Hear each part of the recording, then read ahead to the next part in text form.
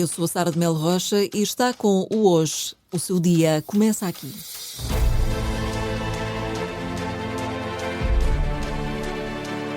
Hoje, dia 25 de agosto de 2026, Lula ou Flávio Bolsonaro, quem será menos rejeitado pelos brasileiros?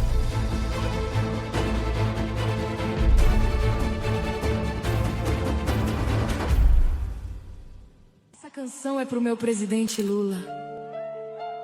É pra tocar o coração de toda a população brasileira.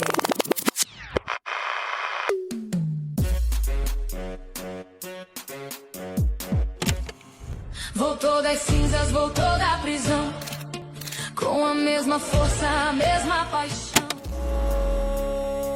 O brasileiro está contigo, agora é Flávio Bolsonaro. Duas campanhas, dois nomes e uma corrida presidencial que começa a ganhar forma no Brasil. Flávio Bolsonaro, em você eu acredito. Lula da Silva parte à frente nas sondagens para as presidenciais, está com 39% das intenções de voto. Do outro lado, Flávio Bolsonaro aproveita o nome do pai numa nova candidatura presidencial e arranca a campanha com 33% das intenções dos eleitores. Mas mais do que uma escolha de favoritos, esta campanha vai ficar marcada pela rejeição. 45% dizem que não votariam em Lula da Silva de jeito nenhum e 46% dizem o mesmo de Flávio Bolsonaro.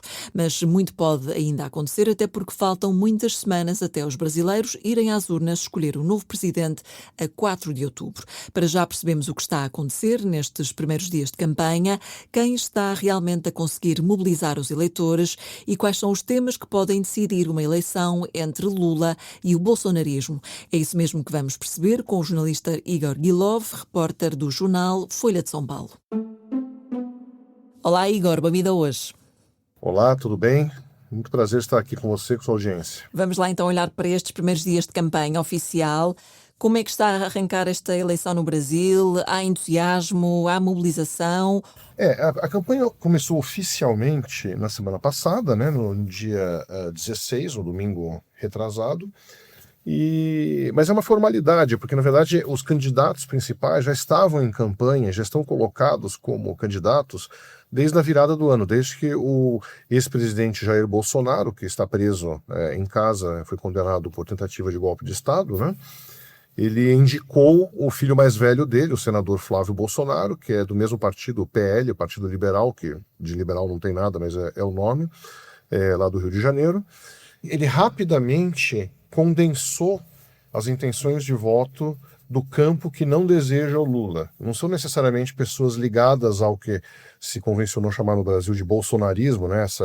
Essa direita mais radicalizada, né? E populista. Mas isso abarca outros grupos de eleitores que são as pessoas que são anti-lulistas ou antipetistas, contrários ao PT, né, ao Partido dos Trabalhadores, que é o partido Lula.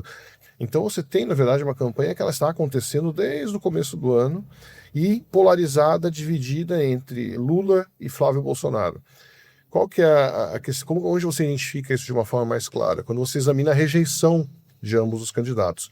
Na mais recente sondagem do Instituto Datafolha, o Flávio ele tinha 46% de rejeição, ou seja, as pessoas falavam não voto de jeito nenhum nele, e o Lula tinha 45%, ou seja, está falando de um eleitorado que metade não vota num e metade não vota no outro.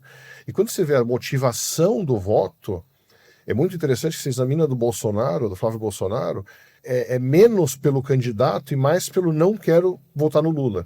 No caso do Lula já é um pouco diferente, a proporção de pessoas que votam nele porque querem a continuidade do governo, ele já tem 3 mandatos nas costas, né, é maior. Mas assim, na rua, você não tem ainda um censo, né, de eleição, de corrida eleitoral. Ainda tem muita coisa para acontecer na campanha. Vamos continuar a acompanhar, mas sobretudo as primeiras sondagens já nos ajudam também a entender um pouco melhor o que é que está aqui em causa. Já percebemos que Lula vai à frente de Flávio Bolsonaro em qualquer cenário, seja a primeira volta ou segunda volta. Quem é que destes dois candidatos tem mais espaço para crescer, Lula ou Flávio? Eu acredito que ambos estão muito próximos dos seus tetos, vamos colocar dessa forma. O Lula, principalmente, porque é um candidato mais estabelecido ainda do que o Flávio Bolsonaro.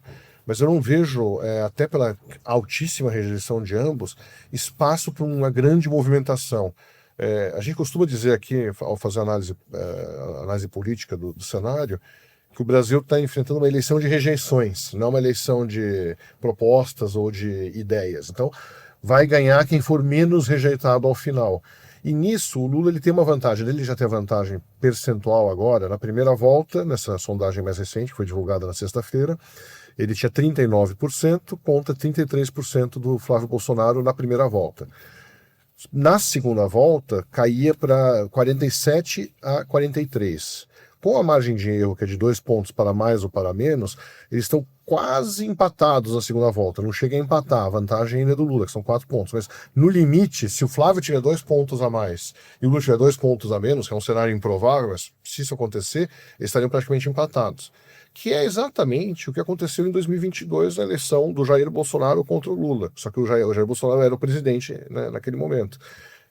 Foi uma eleição foi muito parelha e o Bolsonaro ganhou por menos de 2%, 2 pontos percentuais. Assim, foi muito apertada a eleição. Foi a eleição mais apertada da história brasileira. Então, tem uma certa repetição desse cenário, só que eu vejo o Lula com mais folga dessa vez.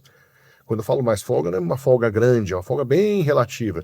Essa folga da primeira volta, que é de 6 pontos, ela não se repete exatamente na segunda, porque os outros candidatos, quase todos, têm um perfil mais centro-direita ou direita. Então, eles tendem, o eleitor deles tende que está bem espalhado, são 13 candidatos ao total, eles tendem a migrar para o Flávio Bolsonaro mais do que para o Lula. Não 100%, mas uma grande parte. Então, reduz muito a vantagem. A campanha eleitoral é incerta, a gente tem vários temas que podem surgir, especialmente no campo da corrupção, que tem sido um forte a ser explorado nesse primeiro momento da campanha, que ambos os lados têm telhado de vidro, né, como a gente fala, a gente tem casos a serem explorados, então tem que esperar um pouco para ver como que isso vai impactar nas sondagens. Até agora não impactou, então vamos ver. Vamos ver. E em termos de temas, ainda agora falavas da questão da corrupção. O que é que cada candidato está a tentar fazer nesta primeira fase? Ou seja, Lula tenta defender o legado ou tenta atacar Flávio Bolsonaro? Como é que Flávio Bolsonaro está a arrancar nesta primeira fase de campanha? Novamente, eles trabalham com uma campanha negativa um sobre o outro. Tem muito pouco... O terceiro mandato do Lula, para começar com ele, que é o presidente atual, foi muito fraco do ponto de vista de execução de governo. A governança foi fraca. Então, ele não tem uma marca para mostrar. Tudo que o Lula tem a apresentar são conquistas do passado. Por exemplo, programas sociais, como o famoso Bolsa Família, né, que de fato é o principal programa, é um dos principais programas sociais do país, e é um país muito pobre, que necessita desse tipo de programa de transferência de renda. Ele vive desse passado, isso é uma marca antiga, uma marca boa, naturalmente é uma marca boa, mas você está falando de algo de 15 anos atrás, então é muito tempo que isso está no ar. E o Lula não conseguiu trazer, existe uma percepção de estagnação na governança do país muito grande, de nada é novo, e você tem assim, uma situação econômica que ela não o desemprego o emprego, no caso, a taxa de emprego está muito alta, então há muito emprego, mas são empregos de baixa qualidade, porque muito ligado a essa nova economia dos aplicativos, que são tudo muito informalizados, as pessoas têm menos direitos, menos renda, principalmente. Então há uma queixa econômica difusa, apesar de haver bons indicadores. A inflação está relativamente controlada, e você tem uma situação ainda assim, de senso de fastio. As pessoas estão cansadas um pouco do tipo de governo que o Lula faz. Só que o Flávio Bolsonaro não está apresentando algo melhor, porque as pessoas têm uma péssima lembrança do que foi o governo do pai dele, que é a única coisa que ele se apoia no sobrenome, né, Bolsonaro. E o governo do pai dele foi, enfim, uma grande confusão institucional, terminou com uma tentativa de golpe frustrada, que não deu certo. E as pessoas têm muita lembrança, mesmo quem vai decidir a eleição, que esse eleitor dos 4, 5% que são mais indecisos, que vão para um lado e para o outro, eles vão ser lembrados na campanha que morreram provavelmente 300 mil pessoas a mais do que teriam morrido na pandemia no Brasil por causa do atraso nas vacinas, porque o Bolsonaro era contra a vacina, e por aí vai. Então você tem uma má lembrança a ser explorada. E ambos os candidatos, nesse começo, na primeira semana de campanha, exploraram o tema da corrupção, que é um tema antigo que afeta o PT, né, o Lula, porque todos os governos eles foram marcados por denúncias graves de corrupção. E aí agora que descobriram um caso que envolve o filho do Lula, o que é apelidado de Lulinha aqui no Brasil, que tem uma história muito intrincada de lobby, no qual ele tentou emplacar uma compra de remédios pelo governo, que ele seria o favorecido. Ele seria o cara que ia importar o remédio e ele forneceria para o governo. Não deu certo, mas está muito comprovado pelo que saiu, que a polícia apurou até agora, que ele usou o nome e meios ilegais e meios estranhos para chegar onde chegou, a chegar perto de conseguir fornecer remédios para o governo federal. Só que isso aí é um caso que envolve, primeiro, não envolve o Lula diretamente, envolve o filho dele, e sempre vai ter o argumento do, bom, o filho tentou, não deu certo e a polícia está investigando. Tanto que o Lula, desde o começo, está falando, olha, isso aí não é problema. Se meu filho fez uma coisa errada, ele que pague. Enfim, ele já entregou um pouco a cabeça do filho nessa. Mas, evidentemente, é muito ruim para ele, porque ele vai para a defensiva, ele tem que responder um assunto desagradável de uma coisa que envolve a família dele diretamente, que tráfico de influência. Então, é um caso muito complicado.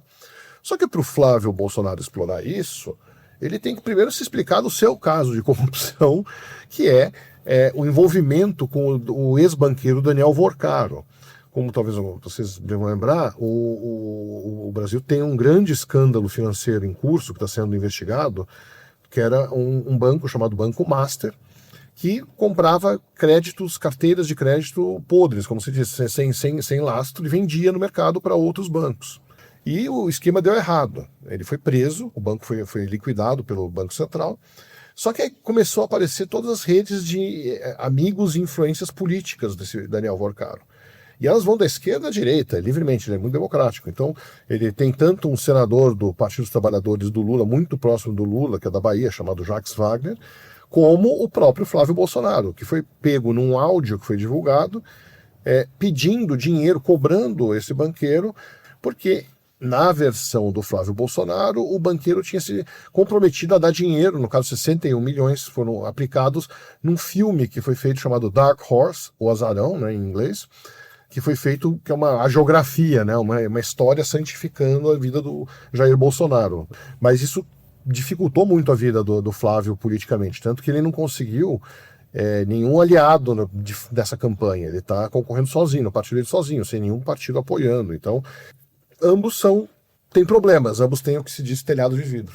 A verdade é que aqui com a candidatura de Flávio Bolsonaro há também uma questão que se coloca, que é qual é o futuro do bolsonarismo? Ou seja, o que é que a candidatura de Flávio Bolsonaro diz sobre o futuro do bolsonarismo? É simplesmente uma sucessão natural ou há realmente uma tentativa de reconstruir o movimento sem ter Jair Bolsonaro na urna? É uma tentativa, só que é uma tentativa que me parece que atende à frustração, porque o Flávio não é o Jair, com todos os defeitos que se possa apontar nele, ele é uma pessoa que tem apoio popular legítimo, não é nem falar legítimo, mas ele é um cara verdadeiramente popular, as pessoas gostam dele, tem um eleitorado fiel, as pessoas gostam um do outro. E o Flávio, ele não tem história, ele é uma pessoa que sempre foi o filho do Bolsonaro, e o filho que estava envolvido com coisas muito complicadas. Quando ele era deputado estadual no Rio de Janeiro, ele dividia, isso está comprovado, enfim, ele fazia divisão de dinheiro de funcionários dele, eles devolviam dinheiro para engordar o bolso dele próprio. Então, era uma coisa esquisitíssima. Isso no Brasil se chama rachadinha, uma coisa esquisitíssima. Ele tinha uma relação que sempre foi muito nebulosa com milicianos. Milicianos são policiais e ex-policiais que participam de esquadrões da morte no Rio de Janeiro. Então, assim, embora o Brasil tenha um histórico de famílias no poder, nunca foi uma coisa tão direta. O pai indica o filho para ser presidente. Isso é uma coisa nova. Agora, o candidato que em tese seria mais viável nesse campo à direita e que é egresso do bolsonarismo é o governador de São Paulo, Tarcísio de Freitas, que vai se reeleger muito facilmente, provavelmente no primeiro turno ele vai se reeleger aqui. Ele acabou tirado da corrida porque o Bolsonaro quis colocar o filho, quis insistir no nome dele, porque ele sabe que se o filho dele for eleito, a primeira medida vai ser indultá-lo e tentar tirá-lo da cadeia. E, enfim, não vai dar muito certo, porque ele vai no primeiro momento sair da prisão domiciliar onde ele está, mas o Supremo Tribunal Federal já avisou, em caso de tentativa de golpe, isso não vale, a gente anula. Então, vai ser um conflito institucional se isso viesse a acontecer. Então, acho que o futuro, para ficar nisso, do bolsonarismo, passa talvez por uma metamorfose, por um viés de direita talvez um pouco menos radical. Mas é uma coisa que a gente não sabe. Existem esses candidatos outsiders que aparecem do nada na internet que às vezes conseguem grandes votações e podem surpreender. A gente não pode descartar que o Brasil seja capturado por uma figura dessas de novo. É possível. Igor, muito obrigada por nos ajudares a entender aqui esta campanha eleitoral para as presidenciais no Brasil. Obrigada, resto bom dia para ti. Obrigado, bom dia. O que mais precisa saber hoje? A Junta de Freguesia de Benfica, em Lisboa, entrega hoje 50 apartamentos de renda acessível. A construção foi financiada pelo Plano de Recuperação e Resiliência. Também em Matosinhos, a Câmara Municipal vai entregar as chaves das últimas habitações construídas no âmbito do PRR. E em Espanha, a Ministra da Defesa vai hoje à Comissão de Defesa do Congresso para prestar contas sobre a gestão da crise migratória em Ceuta. Margarita Robles recusou-se a ir ao Senado, pediu mais tempo para os esclarecimentos e será agora o primeiro membro do governo espanhol a apresentar explicações sobre o caso perante a Câmara dos Deputados. Uma astronauta francesa da Agência Espacial Europeia tem prevista para hoje uma caminhada espacial no exterior da Estação Espacial Internacional. Será a segunda tentativa de Sophia Adenau, que acabou por ter a primeira saída encurtada devido a problemas técnicos. A astronauta regressa ao espaço para concluir a instalação de uma antena na Estação Espacial Internacional. Por hoje é tudo. A banda sonora original é da Margarida Adão, a sonoplastia é do Tiago Orato. Eu sou a Sara de Melo Rocha e estou de volta amanhã. Até lá, desejo-lhe o resto de bom dia.